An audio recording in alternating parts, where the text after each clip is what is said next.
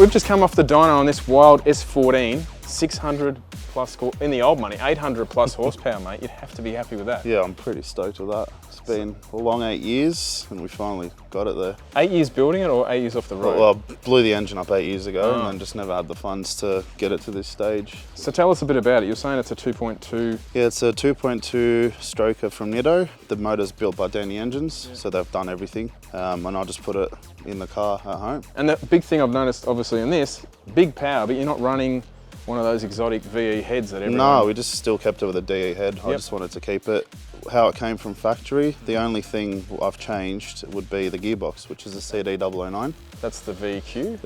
Yeah, 350Z. 350Z. Yeah, gearbox. Pretty stout gearbox, aren't they? Yeah, it's a lot better than the 5-speed that it came with. Was this always your goal to go this? It actually was making a fair bit of power, wasn't it? Initially, yeah, I think it was making 380 kilowatts back in the day. Yeah, and that's ample. And yeah, now it's you've now just pretty much nearly doubled it. Too much.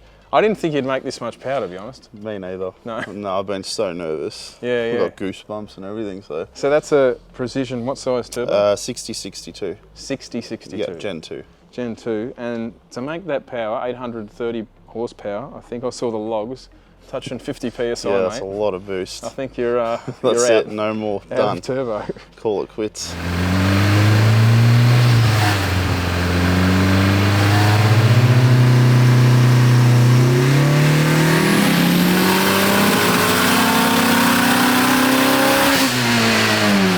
Being a manual car, obviously, the hardest thing in this would be to use it, yeah? Yeah, it's like crazy. In terms of actually using it, you'd probably be a lot quicker with an auto. Yeah, you would be. But I get the manual thing. I'm a bit of a manual guy myself. So I just wanted to keep it manual the way it came.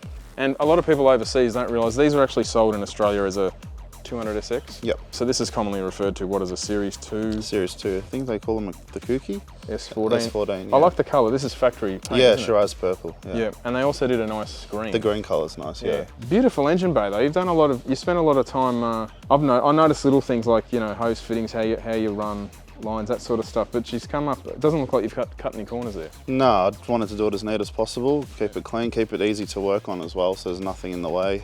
Tell us a bit about the electrical side of it. So it's got a Fueltech 550. Nathaniel from Fueltech, yeah, I couldn't have done it without him. Like, he's been such a great help. He's done so much and I really appreciate it. So you said it was a 2.2 litre engine and you said it's sleeved and it's basically got Dyno components in it? Yeah, so it's a full Dyno bottom end. It's been re-sleeved, Darden sleeves. The head's just pretty much been 1mm oversized valves and it's got rocker arm stoppers in it.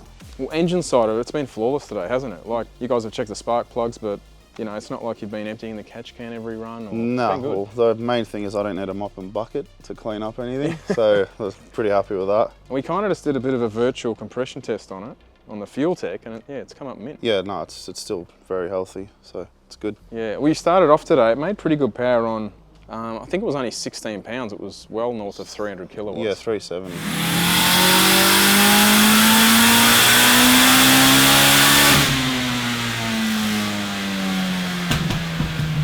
I didn't know this, but I heard that these heads ported don't even flow what a VE head does. No, they don't. No, but that's a lot of power for what it is, yeah.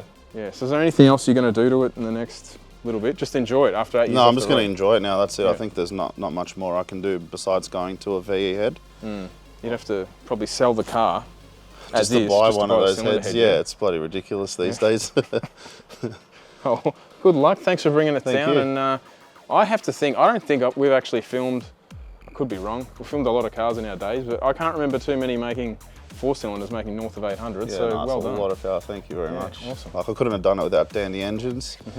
Hugo from Atlas Motorsports, he did all the fab work. Okay. It looks amazing. It does, yeah. And Andreas from Scavis Racing did the gearbox and mounted that for me with all the brackets and everything, so yeah. I have to say, that welding, that is a work of art in there. Yeah, no, he's amazing at what he does. It's sick. And my mate James, he helped me put the car back together at my parents' garage, so yeah. Yeah, so it used to be his car, is that right? It used to be his car, he sold it to a cop, and then I bought it off the guy that he sold it to. Oh, okay. And then, blew the engine up. You're lucky though, it's not often you get to buy back cars that you owned. Yeah, no, this car's been with James when he was like 19, so now he's 33, it's a long time. They get a bit sentimental, don't they? Yeah, no, it means a lot. It's just been around for a long time. And it's been looked after too, because it's been around with us for that long. You don't even see these on the road anymore. No, it's very, very hard. Considering how popular they were 10 years ago, they were especially with this colour too. You don't see many of this. Yeah, I know. A lot of them just got destroyed with drifting and... Yeah, blown the engines, smashed them, ridden off.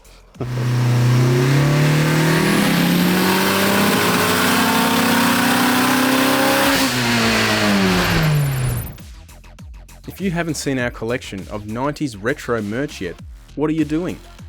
We have many different styles on offer in both tees and hoodies, so grab one today.